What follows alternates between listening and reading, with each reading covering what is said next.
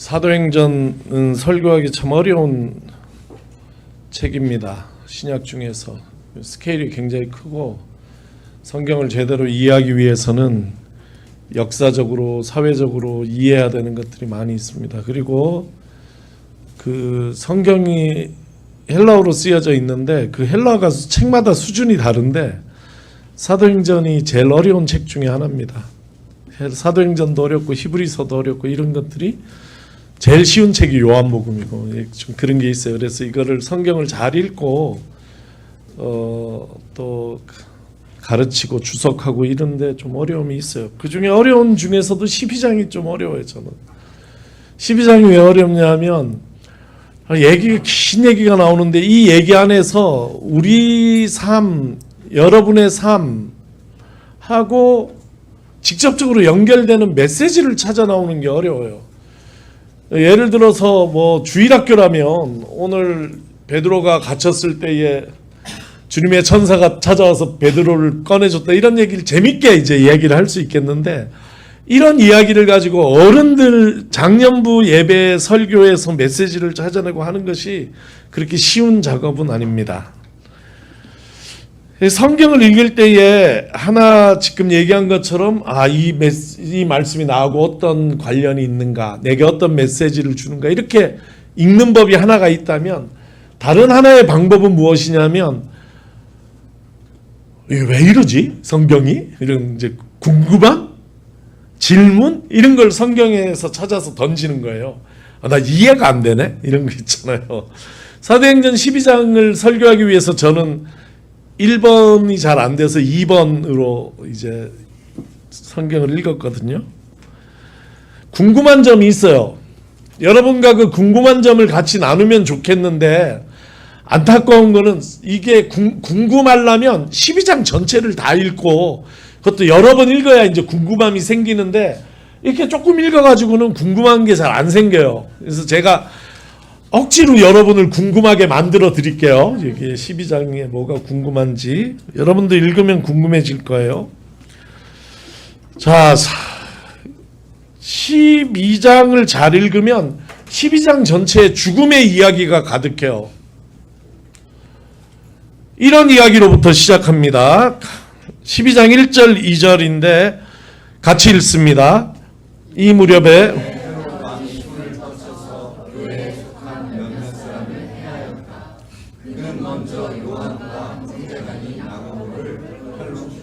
네, 헤롯 왕이 이게 가능하면 다음 주 설교를 할 수 있을지 모르겠어요. 아그리파 1세예요. 헤롯이라는 이름이 셋이 등장하는데 제일 밑에 이제 손주 제일 어린 나중에 등장한 왕인데 이 손을 뻗쳐서 몇몇 사람을 해했다는 거예요. 혼자가 아니라 몇몇 사람을 죽였다는 거야. 그 죽은 사람 중에 독자들이 알만한 사람은 누가 있냐면 요한과 형제가 아닌 야고보를 칼로 죽였다는 거예요. 나 같으면 여기다 과자 안 써요. 요한의 형인 동생 이렇게 해야지. 이거 요한도 죽인 건가 안 죽인 건가 일부 예배 설교하다 말고 내가 성경 원어로 찾아봤다니까 갑자기 헷갈려가지고 죽은 사람은 야고보요. 야고보가 죽었는데 야고보를 설명하는 언어가 요한의 형제인 그러니까 세베대의 아들 야고보와 요한 예수님이 예루살렘 올라갈 때 한 명은 오른쪽에 한 명은 왼쪽에 세워달라고 한 그 야고보가 죽었다는 얘기예요. 주의 형제 야고보가 아니라 주의 사도 제자 야고보가 죽었다는 얘기예요. 요걸 은자로 바꿨으면 요한 하여간 그렇습니다. 여기서 벌써 몇 사람 죽은 얘기가 나오잖아요. 12장에. 근데 또 그 사도행전 12장 끝에 보면 또 이런 얘기도 나와요. 그를 죽인 헤롯이 하나님의 벌을 받아서 벌레에 먹혀서 죽었대. 이것도 참 상상하기도 어렵고 하여간 좀 잔인한 얘기죠. 벌레에 먹혀 죽었대. 뭐 회충이 있었나? 모르겠어. 그런 와중에 베드로만 주의 천사의 도움으로 감옥에서 탈출했다는 얘기가 나와요. 그 얘기가 12장의 몸통의 메인 바디예요. 그게 그 이야기가 얼마나 자세히 나오냐면 손이 어떻게 묶였고 이게 어떻게 풀렸고 옷 입은 순서까지 띠를 띠고 신을 신어라. 겉옷을 입어라. 속옷에다 띠를 띄었나? 그 다음에 겉옷을 입었나? 이런 게 막 생각될 정도로 아주 소상하게 그 얘기를 전해요. 그리고 나니 이 탈옥 때문에, 베드로의 탈옥 때문에 베드로를 지키던 경비병들이 또 죽은 얘기가 또 나와. 같이 읽습니다. 베드로는 샅샅이 찾아나갔으나 베드로를 찾지 못하고 경비병들을 누수한 뒤에 명령을 내려서 그들을 사형에 처하였다. 그러니까 사도행전 12장에는 죽음의 이야기가 잔뜩 나오는데 그 중에 유일하게 죽음에서 구원받은 베드로 이야기가 나와. 내일이면 죽는 날에 감옥에 갇혀서, 내일이면 이제 사람들 앞에서 심판을 받고 사형을 받아야 되는 베드로가 그 전날 밤에 탈옥했다. 주님의 천사의 도움으로 구출되었다는 얘기를 사도행전 12장이 하고 있는 거예요. 이 얘기 속에서 궁금한 게 뭐냐? 제가 궁금한 게 뭐냐면 왜 베드로만 안 죽었냐? 왜 베드로는 살아났는가? 왜 하나님께서 베드로만 살리셨나? 이게 제 마음의 궁금함이에요. 야고보가 헤롯의 칼에 맞아 죽었다 하는 얘기가 성경에 너무 다 아무 일도 아닌 것처럼 그냥 기술되고 넘어가는 거예요. 그래도 이 야고보가 성경에 복음서에 제법 나오는 사람이거든요. 예수님께서 어디 가실 때 세 사람 따로 데리고 가면 그게 베드로, 야고보, 요한 따로 데려가, 변화산산 이런 데 갈 때에 이 사람들 데리고 간, 그래도 예수님한테 제법 친밀했던 그런 제자였는데 그가 칼 맞아 죽었는데 그냥 죽었다. 그래서 마음 아프다든지 뭐 그런 얘기라도 좀 써야 되는데 1절 안 쓰고 간략하게 쓰고 넘어간 반면에 베드로 살아난 얘기는 엄청 길게 한 거예요.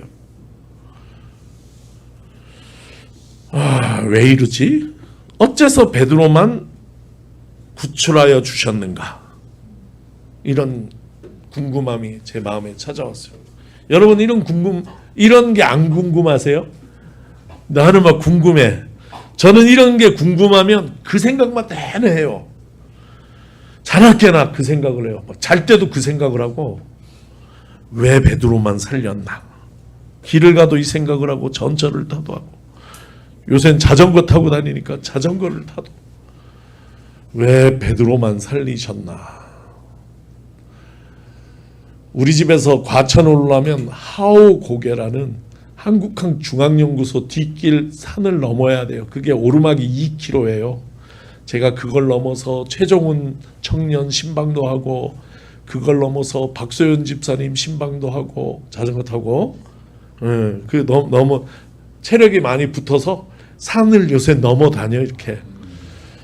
그 산을 넘는 게 체력이 붙어도 너무 힘들어. 2km이기 때문에 힘든데 그러면 이제 뭐 생각 잡념이 다 없어지고 그냥 호흡과 페달 이거에 집중을 쫙 계속 하는데 갑자기 베드로를 왜 살리셨나? 야고보 죽는 데는 그냥 두시고 왜 베드로는 살리셨나? 그 생각이 들면 호흡이 흐트러지고. 여러분 생각이 어떻습니까? 왜 베드로를 살리신 거예요? 제가 결론적으로 많은 생각을 했지만 결론적으로 이 설교를 통해서 전하는 이야기는 그렇습니다. 예루살렘 교회 지도자들에게, 즉 사도들, 예수의 제자들에게 죽음은 정해진 운명이었다. 이렇게 얘기할 수 있어요. 죽을 운명이었다. 이미 사도행전 6장에서 사도행전 6장 7장 이건 8장인데 사도행전 6장에서 이미 유대인들의 모함으로 스데반이라는 집사가 체포됐어요. 7장에서 유대인들의 손에 돌에 맞아 순교합니다. 그리고 8장은 이렇게 얘기하는데 이 이야기는 무슨 뜻이냐면 스데반의 죽음이 마지막 죽음이 아니라 첫 죽음, 죽음의 시작, 박해의 시작이라는 걸 알려주는 얘기예요. 자, 8장 1절 읽습니다. 그날의 예루살렘 교회에 큰 박해가 일어났다. 그래서 사도들 이외에는 모두 큰 박해가 일어났다 이렇게 얘기하잖아요. 큰 박해가 일어나. 이거는 그리스도인들에 대한 유대 교인들의 악감정이 극에 달았다는 얘기예요. 그게 뭐냐면 그 전까지는 이 유대인들 중에 그리스도인이 생긴 거잖아요. 이들이 그냥 유대교의 브랜치로 생각을 했어요. 종파로. 근데 예수가 메시아라는 고백에서 도저히 이제 같이 갈 수 없는 다른 점이 생긴 거예요. 그래서 이들을 핍박하고 이들이 독립하게 돼서 새로운 종교가 나온 거죠. PPT 가져오진 않았지만 데살로니전서 2장 15절에 이런 말씀이 있어요. 유대 사람은 주 예수와 예언자를 죽이고 우리를 내쫓고 하나님을 기쁘게 해드리지 않고 모든 사람에게 적대자가 되었습니다 하는 얘기가 바울 사도가 쓴 유대인에 대한 이야기예요. 그러니까 막 그 적대의 감정이 그게 이미 달해 있었어요. 그런데 사도들은 예루살렘을 떠나지 않냐고. 사도가 아닌 사람들은 예루살렘 밖으로 흩어졌거든. 근데 이 사도들은 예루살렘에 남아 있었거든요. 이 사람들 운명이 스데반보다 나을 거라고 생각하는 게 오산이죠. 이 사람들은 시간의 문제지 죽을 운명이었어요. 더구나 헤롯이라는 이 아그리파 1세 왕은 이걸 잘 알아요. 헤롯 왕가는 정통 유대인의 합법적 왕들이 아니에요. 그런데 이 사람들이 자기들의 정권의 합법성을 이 인기를 위해서 희생양을 쓸 줄 알아요. 이들에게 있어서 기독교인들은 참 좋은 희생양, 쉬운 희생양이죠. 그들을 죽임으로 유대인들에게 그 마음에 호소하는 거죠. 기쁨을 주는 거예요. 그래서 살아있는 게 신기하다. 살아있었던 게 신기하다 할 정도의 죽을 운명이었다. 죽음이 상수였다. 박해와 핍박이 상수였다. 이렇게 봐야지 되는 거죠. 베드로도 그 중에 하나예요. 죽을 운명을 가지고 있는 예루살렘에서 활동하는 사도예요. 그런데 하나님께서 그를 구출해 주신 거죠. 이게 하나님의 은혜죠. 죽을 운명인데 베드로를 살려주신 거예요. 거기는 이유가 있어요. 무엇이 이유입니까? 베드로를 정통 유대인 중에 택해서 이방인 선교를 위해 쓰기를 원하셨던 거예요. 이방인 선교를 했던 바나바와 바울은 헬라파 유대인이에요. 베드로는 히브리파 유대인이에요. 이방인 선교를 하는데 헬라파 유대인을 사용하시지만 히브리파 유대인 사도 중에도 이방인 선교를 위해 일한 사람이 있기를 원하셨죠. 그게 베드로였어요. 제 설교 중에 이게 설교도 이제 매주 제가 하지만 어떤 설교를 하고 나면 내 혼자 속으로 남한테 티는 안 내는데 약간 뿌듯한 설교가 있어요. 그 설교 중에 하나의 제목이 요빠와 가이사라 같이 살 수 있는가 이 설교인데 기억하시는지 모르겠어요. 요빠라는 항구는 요나가 이용했던 수백 년 된 이스라엘의 항구, 유대 사람들의 고향 같은 곳이에요. 거기에 누가 있었냐면 베드로가 있었어요. 가이사라는 헤롯 왕이 지어서 시저에게 바친 유대가 아니라 헬라인들을 위한 항구예요. 여기는 유대 사람은 시민권을 가질 수도 없어요. 이방인만 시민권을 가질 수 있는 헬라 도시예요. 여기에 로마 부대가 레기온이 주둔하고 있었죠. 거기에 백부장이 누구냐? 이름이 고넬료예요. 요빠에 베드로가 있고 가이사라에 고넬료가 있었는데 하나님께서 베드로에게 나타나셔서 어디로 보내냐면 가이사라로 보내시는 거예요. 그러니까 요빠의 베드로가 가이사라의 고넬료를 만나서, 즉 유대인 베드로가 로마 백부장, 잠깐만요, 문제 있어요? 아니에요? 로마 백부장을 만나서 그 집에 가서 거하고 먹고 마시고 복음을 전하고 그들이 회개하고 성령을 받고 이런 얘기, 세례받고 성령 받았다는 얘기가 그게 사도행전 10장 꽉 채우는 얘기거든요. 베드로가 저절로 그렇게 생각이 바뀐 게 아니에요. 이런 환상을 봤기 때문이에요. 같이 읽습니다. 베드로가 대답했다. 주님, 절대로 그럴 수 없습니다. 나는 속되고 부정한 것은 한 번도 먹은 일이 없습니다. 그랬더니 두 번째로 음성이 다시 들려왔다. 하나님께서 깨끗하게 하신 것은 속되다고 하지 말아라. 예, 이 이야기를 듣고 간 거예요. 이 이야기가 사도행전 10장이 꽉 차. 10장만 차는 게 아니에요. 11장 넘기면 또 나와 그 얘기가. 베드로가 예루살렘 교회에 올라가 가지고 있었던 일을 보도하는데 있었던 일을 또 그대로 반복을 해. 똑같은 얘기가 두 번 나온다니까. 그러니까 얼마나 이 사건을 사도행전이 크게 다루는지를 알 거예요.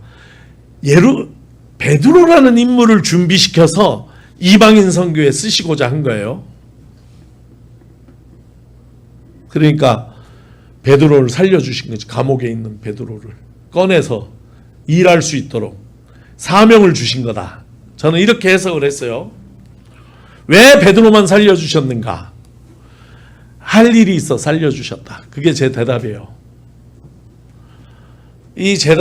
저의 대답에 대해서 어떻게 생각하세요? 여러분이 더 나은 대답이 있으면 저한테 알려주세요.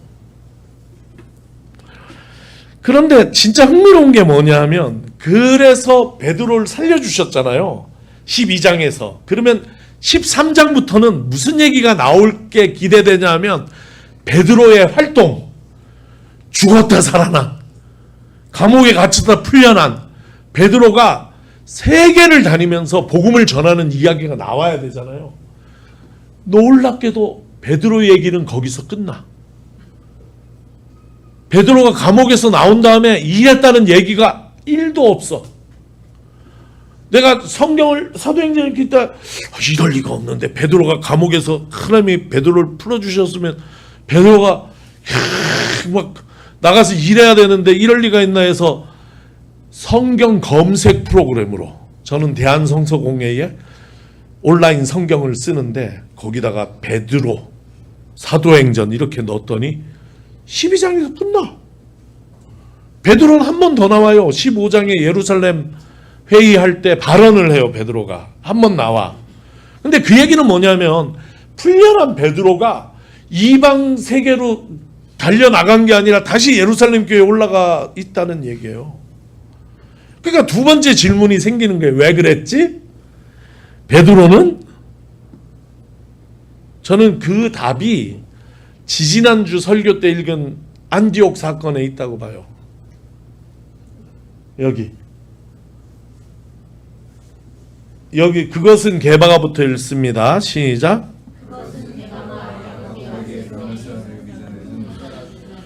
이방 사람들과 함께 음식을 먹다가 그들이 오니 할례 받은 사람들. 예. 베드로는 고넬료의 일을 겪었어. 이미 가이사라에 가서 이방인과 함께 먹고 자고 그들에게 설교하고 그들이 성령 받는 모습을 분명히 봤어요. 그 자체가 은혜예요. 베드로가 그런 은혜를 경험했어. 경험적으로. 그리고 여기에 대해서 하나님께서 내가 깨끗하게 하다고 한 것을 네가 부정하다고 하지 마라 하는 음성 3번이나 들었어요. 그런데도 뭐가 이렇게 무섭냐면 살아온 습관, 자기의 전통 이런 게 무서운 거예요. 그러니까 여기 가서 안디옥 교회, 안디옥을 갔다는 것 자체가 이미 이방 선교의 꿈을 가지고 간 것이에요. 안디옥이라는 데는 이방 선교의 중심지예요. 거기에 베드로가 내려가 있었잖아요.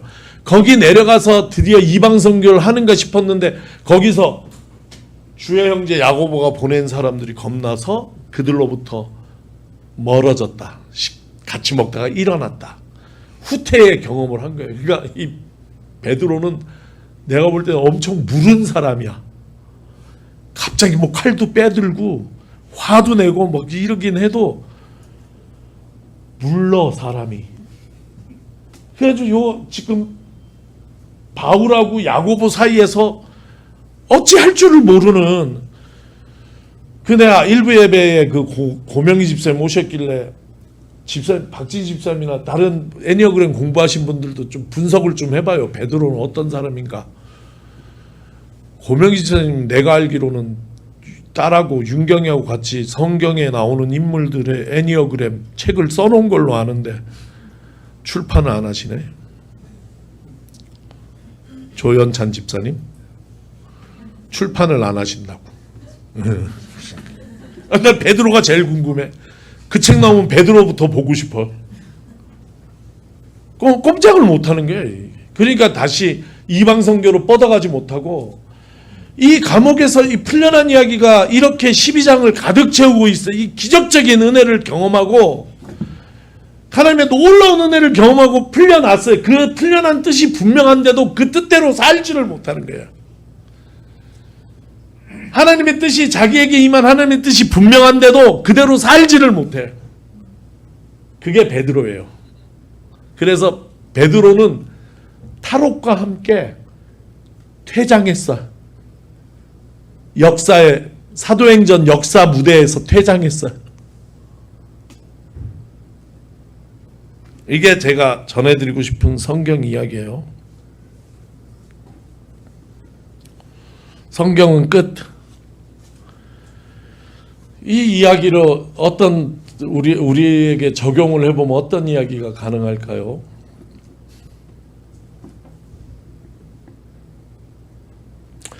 저는 이 얘기는 이런 거죠. 주님께서 하나님께서 베드로에게 특별한 은혜를 붓고 특별한 사명을 주셨는데 베드로는 그 사명대로 사는데 실패했다 이런 얘기예요. 이런 적용을 좀 해보고 싶어요. 우리 인생 살다 보면 좋은 일도 있고 나쁜 일도 있어요. 나쁜 일만 가득한 사람은 없어요. 좋은 일로만 가득한 사람도 없어요. 좋은 일과 나쁜 일이 우리에겐 다 일어나요. 누구에게나 그래요. 그런데 어떤 경향이 있냐면 제가 목사로 발견한 것인데 좋은 일이 있을 때에는 자기가 잘해서 좋은 일이 일어났다 이렇게 생각하는 경향이 있어요. 놀라운 것은 그 일이 일어나기 직전까지 그걸 나한테 카톡해서 같이 기도해달라 그랬거든. 그 자기도 이제 기도한다 그러고 같이 오랫동안 기도해 왔는데 막상 그 일이 딱 일어나잖아요. 기도해서 그렇게 좋은 일이 일어났다고 이야기하는 사람은 굉장히 드물어요. 자기가 잘해서 일어났다. 그 굉장히 드문 사람 중에 하나가 박소연 집사님이에요. 기도 덕에 일어났다 이렇게 고백하는 몇 명. 오늘 아침에 1부 예배 끝나고 2부 여기 교인들 환영하려고 앉았는데 박소연 집사님 뜬금없이 와가지고 나 설교 마무리 더 다듬고 있는데 자꾸 나를 불러. 나 얼굴도 보기도 지금 성경 이렇게 설교 마주 해야 되는데 자꾸 목사님 그래서 얼굴 봤더니 목사님 내가 요새 많이 아팠다가 좋아졌는데 목사님이 기도해 주셔서 좋아진 것 같다고. 하나님 은혜라고. 목사님 자전거 타고 신방도 2번이나 연속으로 오시고 그래서 기도 덕에 좋아진 거. 집사님 그랬죠? 응. 그러니까 신방 가고 아니 드물다니까. 드물어. 진짜 드물어. 기도해달라고 하고 막상 그 일이 일어났을 때에 이거 목사님 기도해 주셔서 그렇습니다. 주님의 은혜입니다. 주님께 감사합니다. 이런 분들이 그렇게 많지가 않아요. 반면에 나쁜 일이 일어나잖아. 그럼 거의가 그래. 하나님이 나한테 왜 이러시나? 주님이 나한테 왜 이러시나? 이렇게 얘기해요. 하나님께서 내게 왜 이런 일이 일어나게 하시는가? 이렇게 얘기해요. 그러나 여러분 생각을 좀 바꾸시기를 바라요. 우리가 살면서 겪는 나쁜 일들은 대부분 정말 예외가 있을 수는 있겠지만 특별한 목적에 욥기에 나타나듯이 그러나 대부분은 그런 일을 우리가 겪게 돼 있는 거예요. 이 땅을 산다는 것은 악한 인간들 속에서 악한 인간들이 만든 사회 제도 속에서 살아가고 있는 거야. 그런 사람들에 둘러싸여서, 그러니까 교리적으로 얘기하면 타락한 인류가 만든 세상에서 우리가 살면 그 안에서 불의한 일들, 부정한 일들을 우리가 경험하는 것은 우리에겐 상수예요. 그것은 운명이에요. 그게. 그러므로 막 나쁜 일이 일어났을 때 주님이 나한테 이러시나 그렇게 생각하지 마시기를 바라요. 시편 100편 5절에서 주님은 선하시며 그 인자하심은 영원하다 이렇게 얘기하는데, 주님에 대해서 생각하실 때 주님은 선하시며 그 인자하심은 영원하신 분이다 이렇게 생각하시기를 바라요. 많은 분들이 교회에 안 나오면서 잘 다니는 분들이 안 나올 때 나한테는, 목사한테는 이래서 안 나온다 저래서 안 나온다 얘기하지만, 나는 목사로서 그 마음이 보여. 말하지 않는 마음이 보여요. 그 마음은 뭐냐면 하나님 앞에 서운한 거야. 왜 이렇게 안 좋은 일이 나한테 일어나는가? 왜 옆에 누구한테는 좋은 일이 일어나는데 왜 나한테는 이런 안 좋은 일이 일어나는가? 하나님이 그렇게 하셨다는 생각으로 하나님 앞에 서운해하는 걸, 서운함이 내가 교회에 이렇게 잘 섬겼는데 이런 마음이 있는데, 제가 바라기는 여러분 마음을 바꾸시기를 바라요. 하나님은 선하시고 그 인자하심은 영원하시다. 그렇게 하나님을 보시고, 이 세상에서 내가 경험하는 악한 일들은 우리의 인간의 악행의 결과가 부메랑처럼 돌아와서 나에게 오는 것이다. 이렇게 한번 단순하게 생각을 해보시기를 바라요. 그래서 하나님한테 너무 서운해하지 마시고, 하나님이 베풀어 주신 좋은 일들을 하나님의 은혜로 받고 하나님께는 감사를 돌리시는 성도들이 되시기를 바랍니다. 그래서 나쁜 일을 주신 은혜를, 이유를 찾지 말고 그 가운데서도 은혜 주신 이유를 찾고 은혜 주신 까닭을 찾는 게 우리가 물어야 되는 질문이고 묵상의 주제다. 나는 이 성경을 참 좋아하는데 이게 아이러니예요. 이 성경을 얼마나 좋아하냐면, 제가 외부에 다른 교회에서 부흥회나 사경에 초청받아 전체 주제를 말하라는, 내가 이거 개역으로 이 은혜 위에 굳게 서라, 이게 전체 주제로 맨날 쓰는 건데, 이 은혜, 이거를 근데 누가 얘기했냐면 성경 전통에 하면 베드로가 얘기를 한 거예요. 내가 볼 때는 베드로가 지금 오늘 얘기에 의하면은 크게 은혜 위에 굳게 쓰지 못했는데, 그래도 얼마나 귀한 말씀입니까? 읽어보겠습니다. 나는 여러분을 격려하고, 여러분은 이 은혜 위에 든든히 서십시오. 예, 그러므로 여러분, 악하고 안 좋고 어려운 일들, 인생이 그걸로 가득 찬 것을 상수로 생각하시고, 그 안에서 내가 경험하는 일들, 그 안에서 이 구원의 일들, 사건들, 베드로에게 일어났던, 감옥에 갇히는 것이 당연한데 그 감옥에서 주의 도움으로 감옥을 벗어나게 된 일들, 이런 것들을 여러분 주님의 은혜로 생각하시기를 바라요. 그리고 여기 있잖아요. 그 참된 은혜라는 것을 분명하게 깨닫고 그 은혜 위에 굳게 서는 우리가 되기를 바라요. 굳게 선다는 얘기는 뭡니까? 하나님께서 내게 왜 이런 은혜를 베풀어 주셨는가 깨닫고, 그 깨달음대로 하나님이 내게 주신 은혜의 목적, 이유, 그걸 사명으로 받고 인생의 목표를 글로 맞춰서 한번 살아보는 삶이에요. 그런 삶을 사는 데 있어서 굳센 여러분 되시기를 바랍니다. 어려움들이 살면서 있어요. 잘 이겨내시기를 바라요. 하나님 앞에 그때 기도하시기를 바랍니다. 그리고 주님이 내게 도움 주셔서 이겨낼 수 있다면 하나님의 은혜로 생각하고 하나님께서 도와주신 이유, 목적을 잘 깨닫고 흔들리지 않고 살아가는 그런 저와 여러분 되기를 빕니다.